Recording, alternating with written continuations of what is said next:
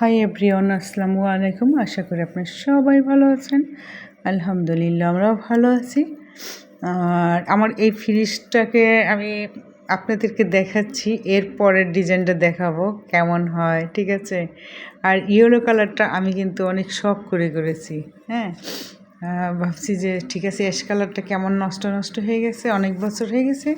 এখন এটাকে কি করা যায়? আমি যদি একটা ফ্রিজ কিনতে যাই তাইলে আমার অনেকগুলি টাকা গুনতে হবে। তাই আমি ভাবলাম যে ঠিক আছে, একটা অনলাইনে এদের সঙ্গে কথা বললাম, পেজের সাথে। তারপর তারা আমাকে অনেকগুলি দেখালো। দেখানোর পর তাদের সঙ্গে কথা বললাম যে আপনারা সার্ভিস দিবেন কি না, বা আমি জানি যে এই জিনিসটা মনে হবে যে আপনাদের কাছে যে ইজি স্টিকারই তো, কিন্তু না, এটা স্টিকার সবাই কিন্তু আমরা লাগাইতে পারবো না, ঠিক আছে। লাগাইলে অতটা সুন্দর হবে না। আমি মনে করি 200-100 টাকা যদি যায়ও, হ্যাঁ, ধরেন 400-500 টাকা যদি যায়, তারপরও কিন্তু আমি মনে করবো এই যে আমার এটা অ্যাশ কালার ছিল আগেরটা, এরকম ওইটা আর কি তাকে দেখাচ্ছি আমি, যে আমারটা দেখেন এরকম ছিল আর কি। হ্যাঁ, আমি মনে করি যে আপনারা সার্ভিসটা কেউ যদি এরকম করতে যান, হ্যাঁ, তাহলে তাদেরকে দিয়ে করানোই ভালো হবে। আমি যেটা আর কি মনে করি, তারা যেভাবে সুন্দর করে করে, ঠিক আছে, এই জিনিসটা আমাদের দ্বারা সম্ভব না। এত সুন্দর করে পারবো না, হবে কিন্তু অতটা সুন্দর হবে না, যেরকম মনে হয় কাজটা ইজি। হ্যাঁ, তাই এই যে ছেলেটা অনেক সুন্দর করে কাজগুলি করলো, খুবই আমার পছন্দ হয়েছে।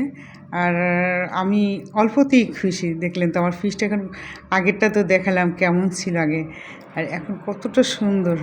মানে আমার কি বলবো, আমি দেখতেছি যে আমার ফ্রিজটা আসলে মানে যে একটা নতুন ফ্রিজ ঘরে চলে আসছে। হ্যাঁ, তার চেয়ে বেশি আমি খুশি। আর এখানে আমি একটা নতুন ফ্রিজ কিনতে গেলে আমার কতগুলো টাকা গুনতে হতো, ঠিক না?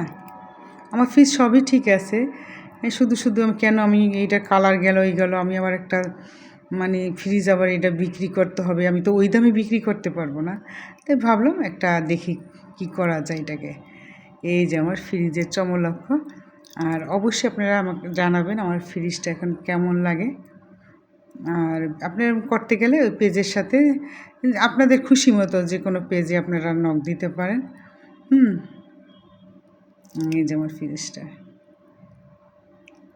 ধরে দেখতেছি যে কত সুন্দর, আগেরটা কেমন ছিল এই আর কি।